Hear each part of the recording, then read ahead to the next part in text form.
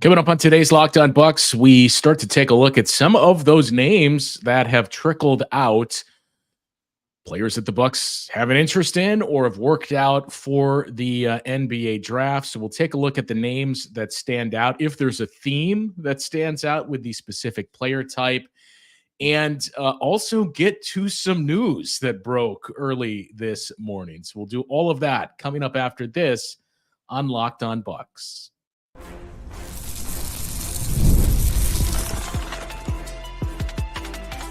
You are Locked On Bucks, your daily Milwaukee Bucks podcast, part of the Locked On Podcast Network, your team every day. Locked On Bucks. I'm Justin Garcia, joined by Camille Davis. We thank you for making Locked On Bucks your first listen every day. Free and available wherever you get your podcasts. You can find us on YouTube as well, as some of you have joined us on the live stream of the show. It's all part of the Locked On Podcast Network, your team every day. And today's Locked On Bucks is brought to you by Game Time. Download the Game Time app, create an account, and use the code LOCKEDONNBA for $20 off your first purchase. Terms apply. Camille, we're going to have much more extensive, in-depth looks at specific player profiles in the coming weeks, as we are now 3 weeks out from the NBA draft, 3 weeks from yesterday and today, with it being broken out into 2 days now.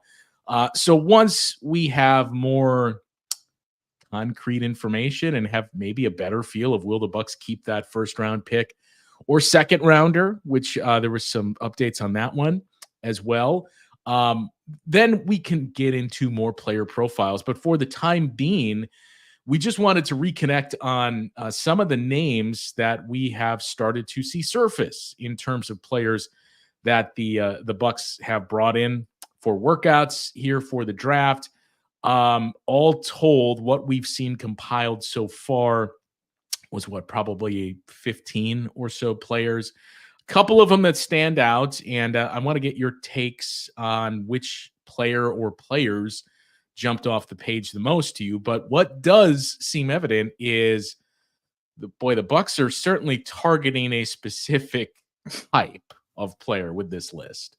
They absolutely are. I believe I counted 14 guys that came in for draft workouts according to Hoops Hype, who keeps track of the news in itself. 6 guys were ranked.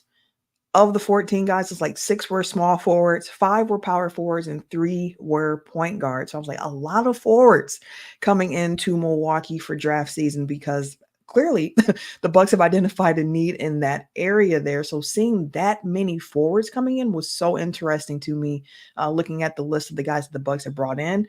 The fact that, more than half of them were unranked guys were also kind of like interesting. I do wonder what that means for what the Bucks expect to do with their draft pick, if they're just trying to get a look at all different types of talent, if they're thinking about maybe trying to trade, back or trade back into the second round or some kind of thing like that. Maybe that early second round pick is not the one that they want, or, they want to try to, I'm not sure at this point what they're going to look to do with it. And even seeing some reports about what the Bucks might do with that pick, what they might not do with that pick, has been really interesting, but a lot of forwards. So clearly the Bucks have been searching for that wing player that can kind of give them, it looks to me like, some defense, some athleticism, some juice, things that we talked about throughout the season that the Bucks were missing. Yeah, and you mentioned the breakdown by position. One of those players, so it was 3 point guards that they had listed so far as having worked out for them. One of them has since withdrawn from the draft, and that's Mark Sears of Alabama. But one of those 2 remaining point guards was one of the probably 3 players that stood out the most to me in this list, and that is Tristan Newton from UConn. So there are some similarities in his game and Andre Jackson Jr.'s. I think the similarities really being the size and the pace that they play at.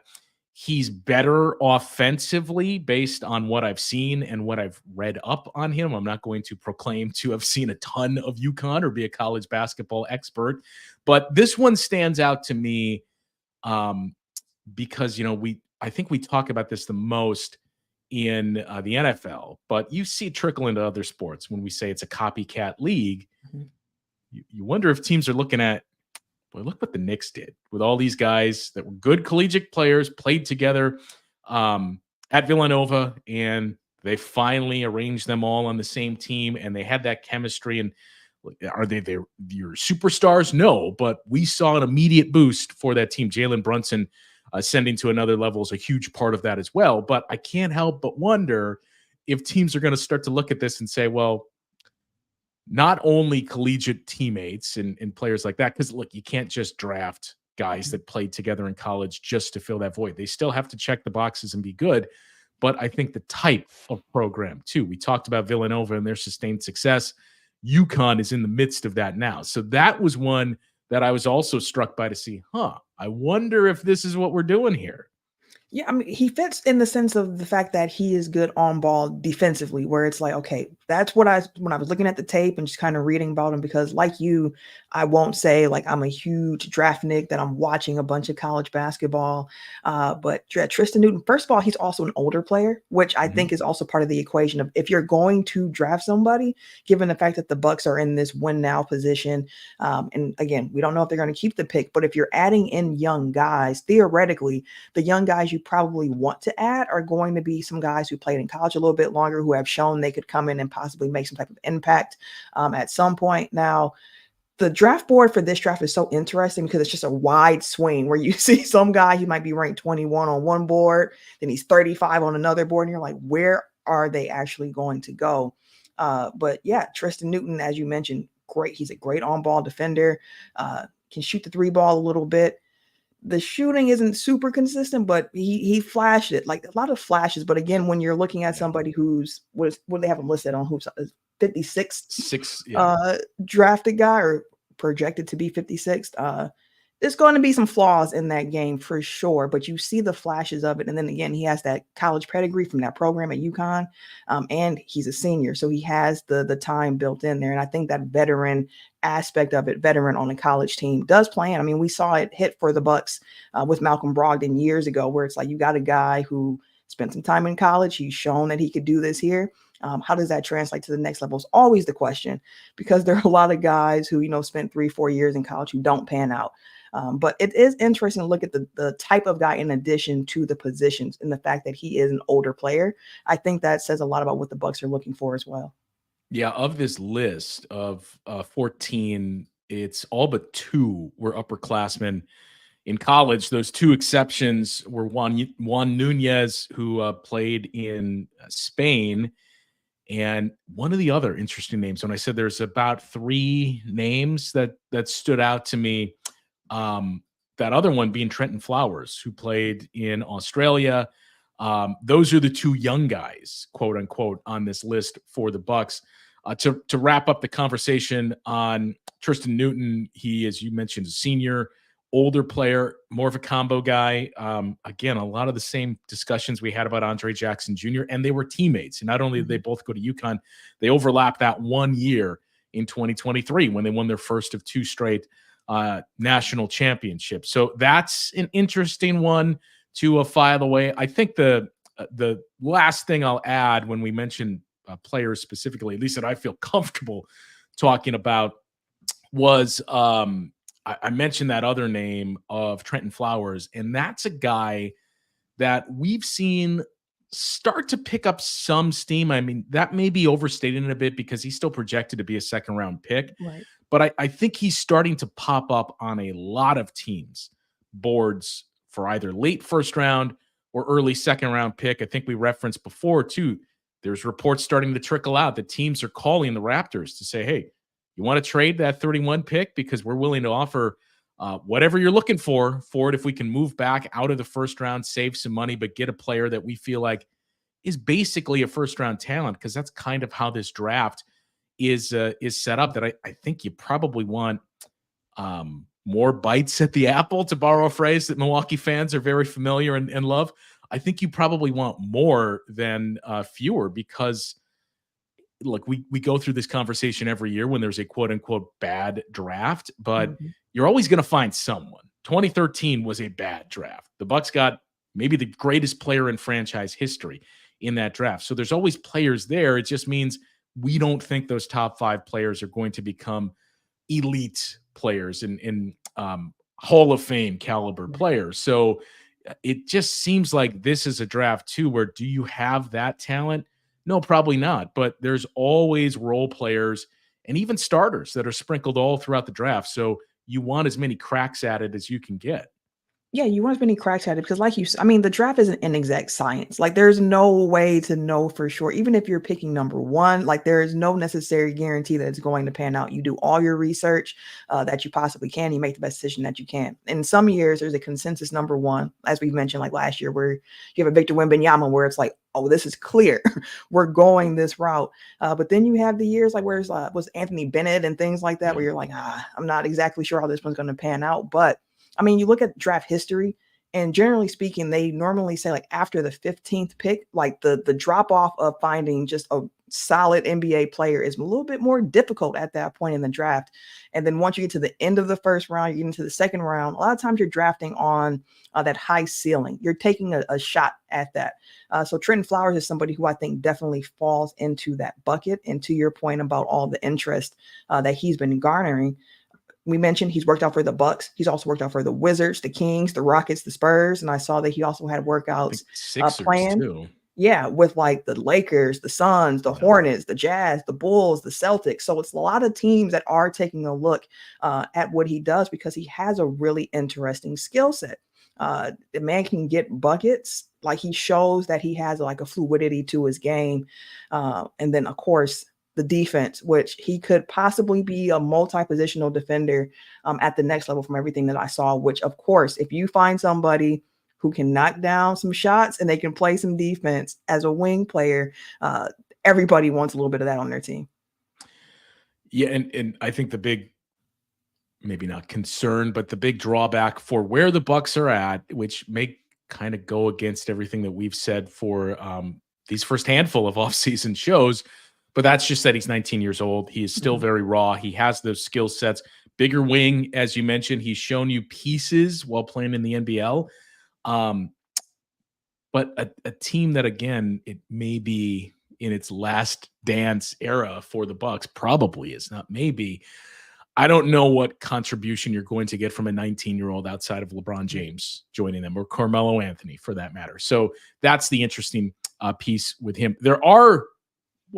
There's one player specifically that I do feel very comfortable talking about. So I do want to get into the conversation on him and a few other things that jumped out to us. One other player specifically that has some ties to somebody with the Bucks that we've seen some rumblings over as well. So Camille and I will get into those conversations coming up after the break here on Locked On Bucks.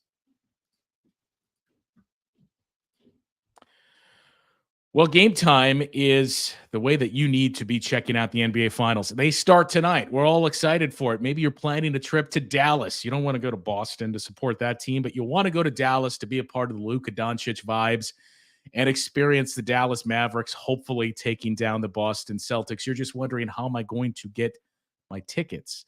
That's where Game Time comes in with the assist. They offer last-minute deals where you can save up to 60% off buying last minute for sports, concerts, comedy, theater, and the NBA Finals.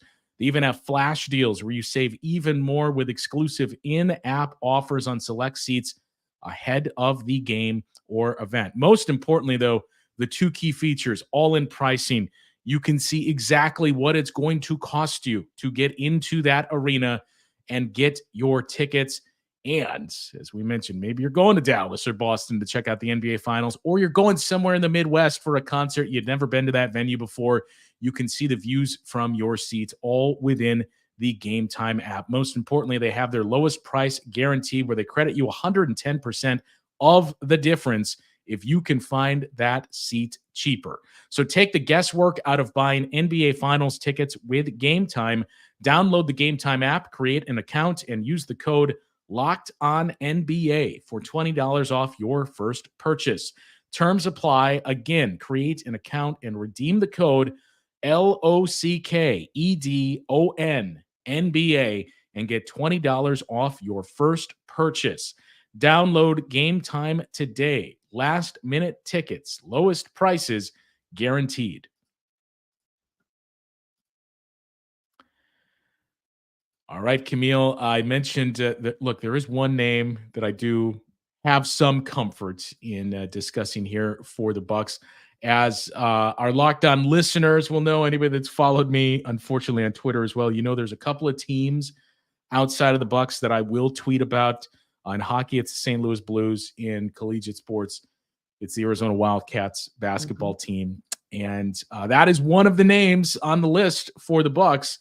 For the Wildcats, from the Wildcats, being Keshad Johnson. So I saw that name, and I'll tell you this too. I remember thinking this during the conference tournament, the RIP Pac-12 conference tournament, but just watching more and more of Keshad Johnson and thinking, man, this is like exactly what the Bucks need. Throughout the year, this was the only year that he spent at Arizona. He transferred from San Diego State. He's, I wouldn't say a huge player. He's a bigger wing, essentially. There's two comps that really jumped out to me watching him throughout the year. And in looking at one of the scouting reports here, of the 4 or 5 names they referenced, these 2 names were listed there for Keshad Johnson. I think the one that makes the most sense, and I'm not saying he would step in and immediately be this player, but this is the thought, is Dorian Finney-Smith. The other one is Grant Williams. He is about 6'8". He can shoot. It's something that he did a little bit more his only year there at Arizona, but he's more of a catch and shoot guy and more of a corner 3 guy. But he was far and away the best defensive player on that team. And he wasn't the best player on the team at the collegiate level, but he was the guy that I think everybody looked at and said, this is the guy that probably has the most promising NBA career. He has enough athleticism, at least at the college level, to defend multiple positions. Probably at the college level, he could defend 2 through 5. At the pro level, probably 2 through 4. But he's very strong, and he has good footwork that I think when you talk about Dorian Finney-Smith and Grant Williams, it's more about his ability to switch and not get beat on the switch. As we've talked about with a lot of guys, shooting, it's something that you assume gets better when you work on that throughout your career. And it's not as though he was a bad shooter. He would just have to add some more at the NBA level, probably from the corners. But there's a lot to like about his game. And that list that we went off of currently has him projected at 50. I don't think he's going to move up into the first round. But I do wonder if you're going to start to see him move up closer and closer to the top of the second round. So that's interesting to hear. Another comp that I saw for him that made me laugh was somebody who Bucks fans got to see a little bit last year, and that was Jay Crowder. Yeah. So I was like, that's an interesting comp. So based on what you're saying about his game, he does sound like one of those kind of glue.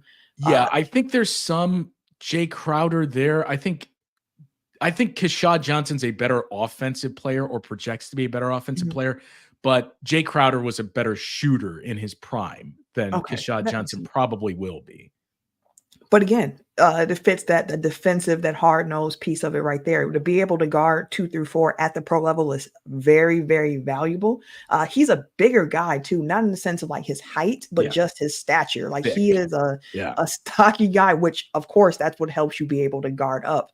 And then another guy who reminds me of that, just that stocky nature, who I know we tease talking about a little bit here, is the guy with the Weber State connection, Dylan Jones, who also is just somebody who's just a big bodied wing player, where it's like, okay, we kind of look at you and we see some defensive versatility there, being able to guard multiple positions, be able to guard up. And that's one thing. I know we mentioned the NBA finals are starting and Bucks fans are very familiar with Jrue Holiday. Be clear, I'm not calling anybody here Jrue Holiday.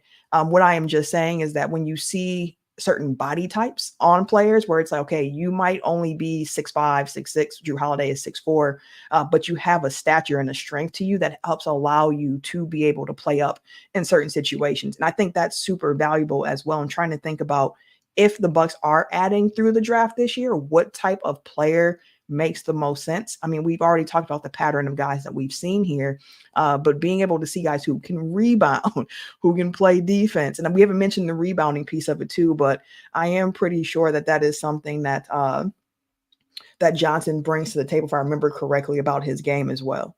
He was okay. I think his thing, and I'd be curious to see how it translates at the NBA level. He was more of a stocks guy. That his ability to block shots as a helper, but he had good hands and came up with a decent amount of steals there. I think that last point that you made, that's one of the bigger takeaways that we saw in that semifinal series between the Mavs and the Timberwolves. Was you look at the T-Wolves and say, well, theoretically, this team should be constructed to at least slow down Luka Doncic and throw some bodies out there at him. And I think what we saw was they have length, and that's going to work with some teams. Length, athleticism, quickness, the ability to switch and just make it tough to get hands in passing lanes. That's going to help you out quite a bit. But when you're going up against the Luka Doncic type or a Giannis type where they can use that physicality, it's not just being long. You need some size to you as well. That's where Jaden McDaniels came up short in that matchup against Luka Doncic. And again, it's not to say, hey, you draft Kashad Johnson probably in the second round, barring him just jumping off in these interviews and workouts with other teams. But it's not to say you draft him and he's going to be your starting four. I've seen some projections that say, hey, eventually we think either this guy's going to be maybe a seventh or eighth man, or he could possibly be a starting four in the league. It's going to take some time, but I think that's what you're looking for. And again, another older player that spent some time that 1 year at Arizona, before that San Diego State. And I think when we talk about types that the Bucks seem to be infatuated with, rightfully so, in these names, it's everything that we've talked about before, being you need to address your size and athleticism on the perimeter. You would also love to add some depth into the front court, especially if, who knows, one or both of Bobby Portis and Brook Lopez could be on the move. But when we had the conversation with Frank and with Gabe, with Ty about the youth of this team, and it all boils down to, well, how many young guys are you going to keep? I think that's a piece to it, but it's also how young. Like a team that is still has the title window open for now. Maybe it closes next year, but you're probably not going to draft a 19 or 20-year-old. It's like what you did last year with Andre Jackson Jr. and with a lot of these names that played 2, 3, 4 years in college that are who you would probably be targeting if you're looking at a young player that you intend to keep and possibly play this year. Yeah, and that's the piece about it. We can talk a bit more about this in the next segment as well. But thinking about adding in the draft and what you're looking to add, we mentioned the fact that the Bucks might possibly prefer other assets over keeping this draft pick. They might want to try to, package that, get a more veteran player, somebody who they know can help. But I mean, on the other hand of it, we have seen over the last, year, 2 years, 3 years, if you want to go back to the Marjan draft, but it's like the Bucks have been looking for like that wing archetype type of player. Like we had the Andre Jackson Jr. last year and Chris Livingston as well, who has that bigger body type that we were just discussing. So they're already on the team there. You had Marjan and you have AJ Green. So you already have like 4 different types of wing players on your team that you've been trying to find the guy that can hit. So it's like in the draft, is there another bite at the apple, as we talked about, that you can throw into the mix that makes sense? We briefly mentioned the fact about Dylan Jones, who's from Weber State. There's the Dame connection there a little bit, but he's a really interesting guy for me, like going through and looking at the tape. I was like, this is a player that he's kind of like David Roddy a bit, just the body type size on him, but great rebounder, great rebounder, where it was like, that's interesting. We've talked about that as well. Like a defensive possession doesn't end until the rebound is secured. And that's something that he can do. He's not a great, 3-point shooter. He's more of a catch and shoot type of guy, but he's also somebody who garnered a lot of stocks throughout his time. And he's a really strong playmaker. He just has a really interesting skill set. And I can see him being a flyer that some teams want to take a look at. And I can see why the Bucks brought him in as well. And I suppose I should close with, take my Arizona analysis with a grain of salt. 2 years ago, I was more of, I think Dalen Terry is going to have a much better pro career than Josh Green. Jury's still out, but Josh Green was at least contributing to a Mavs team that is now in the NBA Finals. There is one piece of news that broke, an hour, 2 hours before we started to record this, and it is fascinating. So Camille and I, doesn't pertain to the Bucks, but it's still very interesting nonetheless, and what it could mean for the rest of the league. So Camille and I will get into that conversation coming up after the break here on Locked On Bucks. Well, PrizePicks is America's #1 fantasy sports app with more than 5 million members. It is the most fun and exciting way to get in on the action when you watch your favorite sports and players. All you have to do is pick more than or less than in 2 or more player stat categories, and from there, watch the winnings roll in for a shot to win up to 100 times your cash. You can turn $10 into $1,000 in a single game watching your favorite sports this summer. Make a PrizePicks lineup in as little as 60 seconds. Just need to pick more than or less than on 2 to 6 player stat projections. The finals mean more on PrizePicks, and so do the star players. You get boosted payouts on select basketball stars you won't find anywhere else. And there's always action on PrizePicks. It's the perfect time to try out something new. Just as basketball is winding down here, you can try out esports in the month of June. Every Wednesday and Saturday in June, if your lineup doesn't win, you'll get your entry fee back. Choose from Counter-Strike 2, Call of Duty, League of Legends, and more. All you have to do is download the PrizePicks app, use the code LOCKEDONNBA for a first deposit match up to $100. Again, get the PrizePicks app and use that code LOCKEDONNBA. Get a first deposit match up to $100. PrizePicks. Pick more, pick less. It's that easy. Well, if you're watching Fox Sports or ESPN on your TV all day and constantly have to turn down the volume because of all that shouting, it means it's time to make the switch to Locked On Sports Today. It is a free 24/7 sports streaming channel that is programmed for you every day, bringing you the biggest stories without all of the screaming. Locked On Sports Today brings you can't-miss analysis, opinions, and news, and it streams 24/7 on YouTube or the free Amazon Fire TV channels app, part of the Locked On Podcast Network, your team every day. I mentioned some breaking news earlier this AM, Camille, and that is we woke up to the report from Adrian Wojnarowski that the Los Angeles Lakers are zeroing in on not JJ Redick, not James Borrego, Dan Hurley, as we mentioned some of those names in the draft process. Andre Jackson Jr.'s collegiate coach.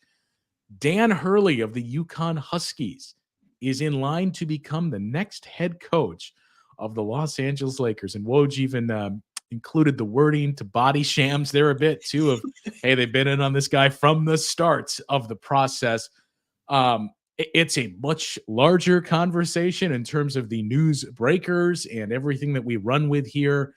I think there's a lot of interesting discourse to be had around JJ Redick, but we'll just start with the initial knee-jerk reaction when you saw Dan Hurley allegedly set to become the head coach of the Lakers. Wait, what? That's exactly what I said. I thought the JJ Redick thing was like in the bag dang near based on the way that Shams was reporting it. Like he used that, the draft language that they normally use when you can't say like this guy was picked, was like, they're focusing in intently on the hire of JJ Redick. So to come out, right. So to see this morning, like, oh, actually Dan Hurley, it's like really, really interesting. And I read the ESPN article about this whole process that's been going on with Dan Hurley and the Lakers. And the piece of it that really stood out to me, which I think is something to think about with the Bucks as well. And it said part of the allure of Hurley goes back to the changing landscape of the NBA roster building under the new CBA. And with that, and because of the new second apron rules and everything that goes into that, big market teams, it's not going to be as easy to get that third superstar as it was before. So there is probably going to start being a heightened interest and a heightened importance on developing some young Yes. talent. And that's something that Hurley knows a lot about with this time at UConn. And just thinking about that aspect of what might happen in the league going forward because of this new collective bargaining agreement, and thinking about like the value and the impact of being able to develop young talent, how important that might become, and thinking like, does that fit into the wheelhouse of what's going on with the Bucks as well? Like this upcoming season will say a lot, because again, the Lakers are a team that's always in that win now mode. So how do you marry the win now aspect of it with the player development of getting young guys into the fold? So it'll be fascinating to watch, especially if that is the way that they go, being able to get Hurley out of UConn. That would be a big get for them. I don't think this really changes much with the whole, are the Lakers going to draft Bronny James? I mean, I think a lot of us thought they were going to regardless. I mean, if it's possible to move the needle even more, I think this does that when you think about his experience working with younger guys. And as you mentioned, developing them. I am going to be curious too, if we start to see more of this across the board in the NBA, in the NFL as well. I know there's that stigma, and the predecessors didn't have the greatest track record. I mean, I think that's the one thing. Is it an apples to apples comp per se?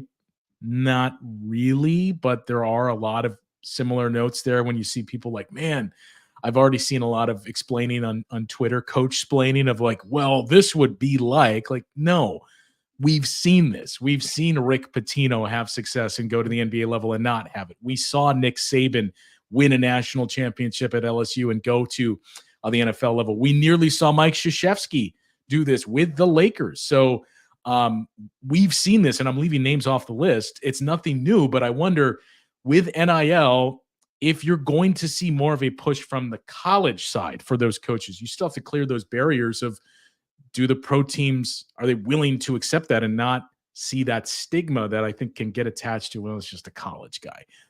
So I do wonder if that's the change that we're going to be in line for. And all the explanations make sense. I mean, we've talked about this before, I think, in that in a vacuum, I am all for, and it's why JJ Redick was, even though we laughed at it and joked about it, it was still somewhat intriguing to me, because in a vacuum, I'm all for going outside the box and making a different hire other than just, and I probably shouldn't even use.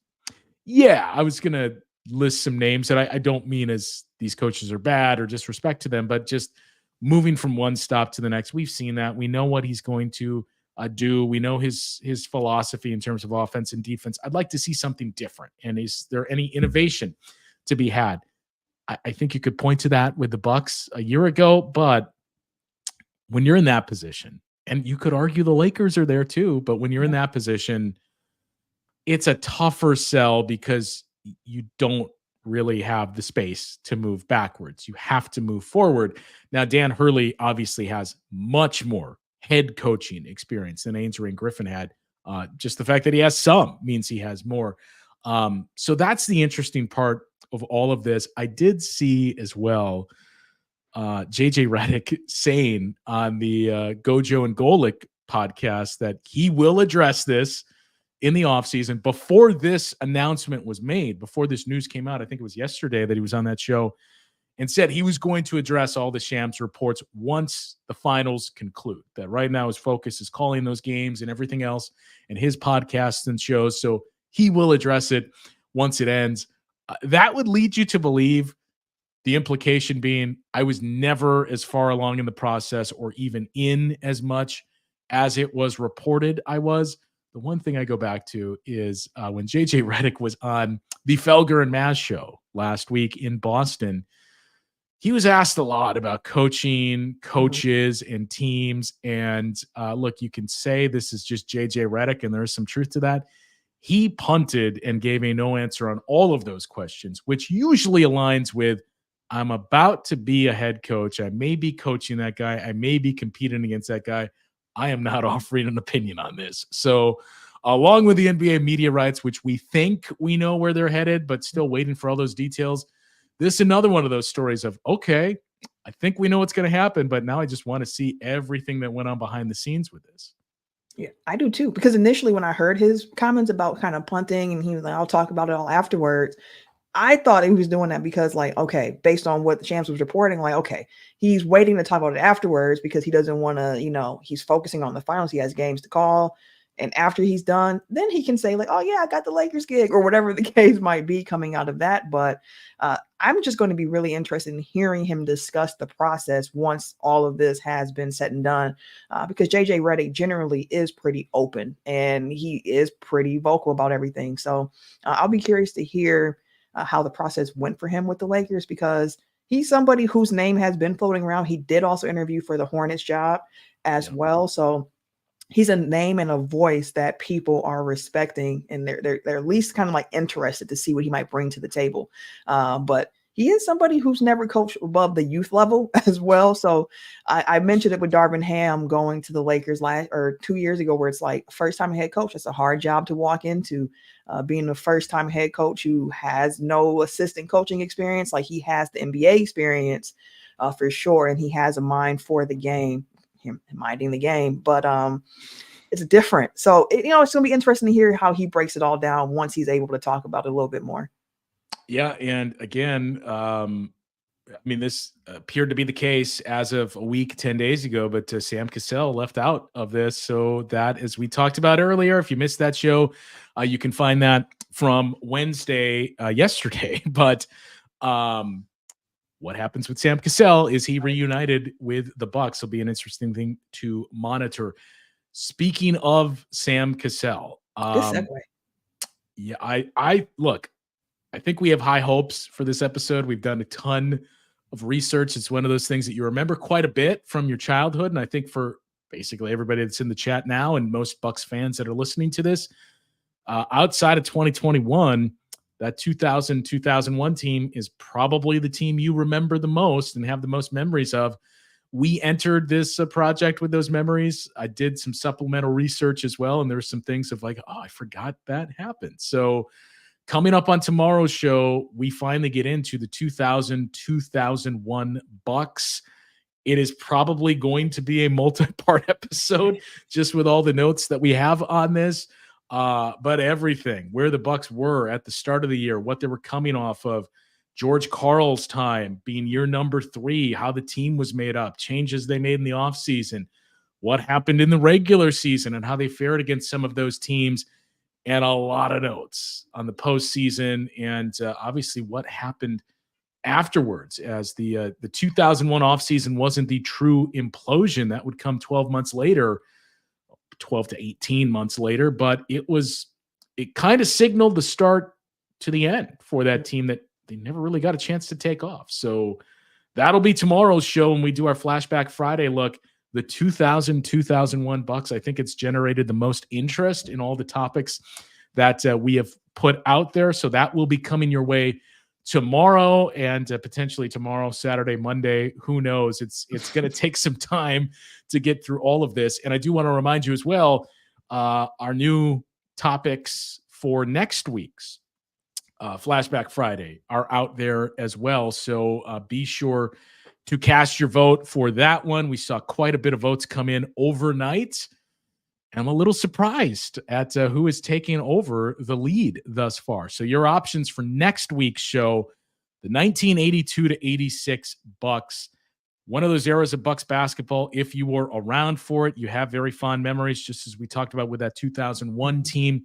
If you're younger and the 2001 team was really the first team you really remember, you don't realize just how good that era of Bucks basketball was. You maybe heard from your parents, your uncles, aunts, whatever, but didn't get a chance to experience it. And that 82-85 team, 3 conference finals during that time. So that's the portion specifically we picked out from the 80s because of that. But they were always up against the Celtics, the Sixers, the Hawks, won the most games in the league without actually advancing to a finals during that decade. So that is one of your choices.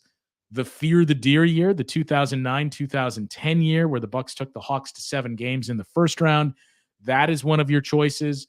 Speaking of the 2001 team, Glenn Robinson, a look back at his career when the Bucks took him number 1 overall, eventually traded to the Atlanta Hawks. in the summer of 2002. That is one of the options and one of the all-time greats in franchise history. I know Frank and I have talked about this before. I was a big dog guy more than a Ray Allen guy when I was a kid growing up. He was my all-time favorite Bucks player until some other guy came along that wore Ray Allen's number. So that is an option. And the final choice, very apropos, being out there on social media and in the news the last couple of days, Jabari Parker. A look back at speaking of high draft picks, not number one draft picks, Jabari Parker and his tenure in Milwaukee. So those are the 4 options for next week's Flashback Friday. And that poll will be open through next Wednesday. 6 days from now, you have that much time to cast your vote. But right now, Camille, Jabari Parker, the leading vote getter for next week's topic. It's topical. It's topical. He has been in the news for the video that went viral of him getting emotional when being asked about his experience of playing overseas, which seeing that much raw emotion is always striking, where it just kind of hits you in the heart. And I got a lot of love for Jabari Parker. I thought that when he wore the Milwaukee Bucks uniform, he did everything that he could for the city. And then when he was leaving, I love the fact that, he had a pickup game and just said, hey, I'm here. Pull up if you want to. I'm saying bye to Milwaukee and so on and so forth. So always wish the best for Jabari as well. But that'd be an interesting one to talk about. Again, very topical at the moment as well. I assume he's going to win. He has more than 50% of the vote so far one day into the poll, but I would assume he's going to win. I'll share more of it, assuming that he is the guy that we do the show on next week. But his second year was my first year working for the team. And I'm not going to say I hung out with Jabari and being around him, but I mean, I think the thing is, he was certainly a flawed basketball player. As a person, Jabari, I cannot say enough good things about him with my limited dealings with him, seeing his interaction with others around the team and in the locker room. He was a very, very special guy. And I think it was one of those unfortunate things where maybe injuries were a part of it. Again, the flaws to his game and the infamous comments he made when signing with the Bulls about one half of his game specifically, a lot that you look back on and think what might have been with Jabari Parker. So if that's what it is, that'll certainly be an interesting conversation on next week's show. But for this week, it is going to definitely be an interesting conversation, and I think a lengthy conversation. You have asked for it quite a bit since we announced this venture of, hey, we're going to look back at old teams, players, moments, etc. throughout the offseason. I think the 2000-2001 Bucks were the team or event topic that came up the most all throughout this process and our interaction with the Locked On listeners and Bucks fans. So tomorrow you get your wish and we dig into that team at length. Should be a very, very fun discussion. Absolutely. I can't wait to have it. I cannot wait for that one. I got some memories and I don't want to spoil it now and give away some of my memories, but if you've listened to Locked On Bucks regularly, you might have already heard this story, but I'll save it for tomorrow's episode as well.